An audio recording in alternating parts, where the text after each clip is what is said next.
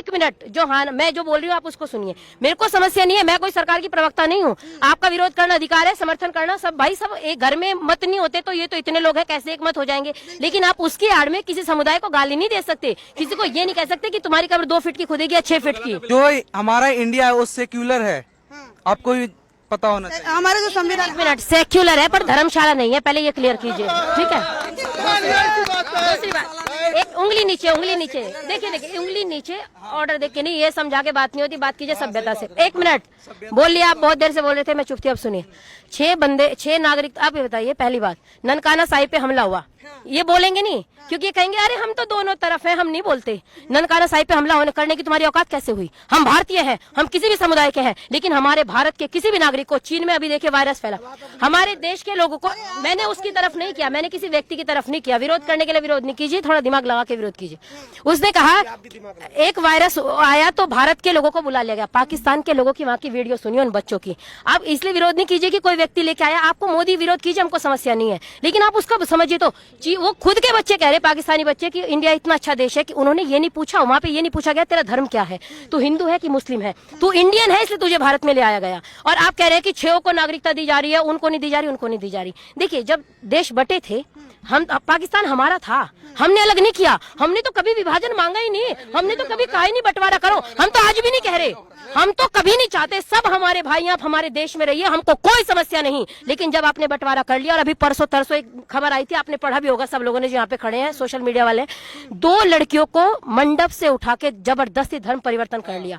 आज आप 1 minute, CA पे आपको समस्या है, आपकी आवाज नहीं खुलती, वो मेरी और आपकी बहनें हो सकती थी। अगर मेरी बहन को कोई मंडप से उठा के ले जाए, हम उसको कच्चा चबा जाएंगे। और वहां पे 2 बहनें उठा ली गई, और ये सीए का विरोध करने वाले एक बार उस मुद्दे पे बात नहीं करते। और अगर आप विरोध भी कर रहे हैं, अगर मीडिया आ रहा है तो आप बात कीजिए ना, एक महिला बात कीजिए ना, फलाने को नहीं नागरिकता दी जा रही। अरे भाई साहब, जब सबको भारत की नागरिकता चाहिए तो बंटवारा क्या कद्दू बनाने के लिए लिया था?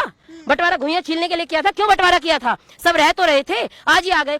अफगानिस्तान इस्लामिक देश है, इंडिया सेक्युलर देश है, सेक्युलर देश है, तो कोई कागज मत दिखाओ, सब आ जाओ धर्मशाला है। अपने घर में हम किसी की एंट्री कराते हैं तो उसको देखते हैं पहले ये कौन है, और भारत में कोई भी आएगा हम कहेंगे तू कागज मत दिखा, तू भारत में रहे, तू यहाँ का नागरिक है, हम कैसे स्वीकार करेंगे?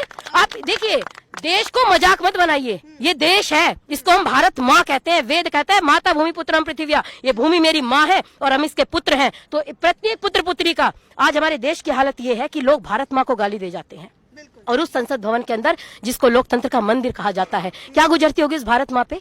आप विचार करके देखिए ना, एक शायर बड़ा सुंदर कहा, मेरी दशो दिशाओं में भाले लटक रहे हैं। आप बहुत जाने, आपका ठीक है, आपका विरोध हो सकता है, लेकिन आप ये भी तो कीजिए ना उन, हाँ उसके बाद आप उन 2 बंदों में बात कर सकते हैं, मेरी दशो दिशाओं में भाले लटक रहे हैं। जब रोज मीडिया में आके लोग कहते हैं ना बंटवारा चाहिए, बंटवारा चाहिए, बंटवारा चाहिए, बंटवारा चाहिए, मेरी दशो दिशाओं में भाले लटक रहे हैं, सुमन कहाँ पग पग पर तीखे कांटे भटक रहे हैं। ए परदेसी मुझसे मेरा परिचय पूछते हो, मैं माँ हूँ ऐसे बेटों की जिनके बेटे दर दर भटक रहे हैं, मैं माँ हूँ ऐसे बेटों की जिसके बेटे दर दर भटक रहे हैं। आप भारत माँ का बंटवारा मत कीजिए। अभी टीवी पे एक मांग आई, देखिए भैया, मेरे को आप 1 मिनट, मेरी को एक सुनो, मेरी आपसे पर्सनल दुश्मनी नहीं है, लेकिन जब कोई व्यक्ति नहीं, जब कोई व्यक्ति आता है और कोई व्यक्ति टीवी पे आके कहता है, एक व्यक्ति आया उसने कहा कि मैं इंडियन बाद में हूँ, पहले मैं इस्लामी हूँ। आप ये बताइए, मैंने कभी नहीं कहा मैं पहले हिंदू हूँ, मैं कहती हूँ मैं पहले भारतीय हूँ उसके बाद हिंदू हूँ। हम हमारी विचारधारा ये है, हम देश को जीते हैं। और लोग कहते हैं तुम्हारे बाप का हिंदुस्तान थोड़ा ही है। अभी आज सुबह में एक वीडियो सुन के आई कि इनके बाप का हिंदुस्तान है क्या? मेरे बाप, अब मेरा बाप जब 21 साल का था आर्मी में भर्ती हो गया था, देश में सेवा करके आए हैं, मेरा भाई भर्ती है, हमारे खानदान में कोई ऐसा नहीं जो फौजी का है। और जो लोग अपने देश को अपनी माँ कहते हैं ना, उनके बाप का हिंदुस्तान है। अगर आपके बाप का हिंदुस्तान होता तो आप सड़क नहीं जला देते, आपके बाप का हिंदुस्तान होता आप बस नहीं जला देते, आपके बाप का हिंदुस्तान होता आप छोटे छोटे बच्चों पे पत्थर नहीं फेंकते, आपके बाप का हिंदुस्तान होता तो आप ये नहीं कहते कि तय करो आपकी कब्र 2 फीट नीचे खोदी जाएगी, जो 6 फीट की। आप विचार करो ना, आप उन पे क्यों नहीं बोलते? आप बहुत संविधान बचाने आए हैं, संविधान बचाने आए हैं, और एक लड़की अगर आपके यहाँ पे घुस जाती है तो आप उसको नहीं करे, बहुत एहसान किया हमने, उसको जिंदा भेज दिया। हाथ लगा के देखते तुम ये कह रहे हो ना जिंदा भेज दिया। अरे कोई शाहीन बाग पाकिस्तान में है जो हम जा नहीं सकते? ये हमको प्रूफ चाहिए, उसकी पहचान पत्र। हम भी तो यही कह रहे हैं भाई, पहचान पत्र दिखाओ। और देखिए कोई जबरदस्ती, आप भारत के नागरिक हैं, आप हमारे भाई हैं। एक मुस्लिम भाई का इतना सुंदर इंटरव्यू में उसका सुन रही थी, उसने कहा बरगलाया जा रहा है, हमारे विरुद्ध कुछ नहीं है।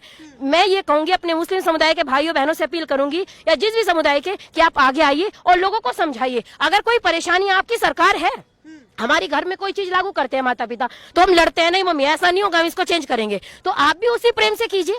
आप शाहीन बाग रोक के बैठ गए, कितने बच्चों की नौकरी छूट गई।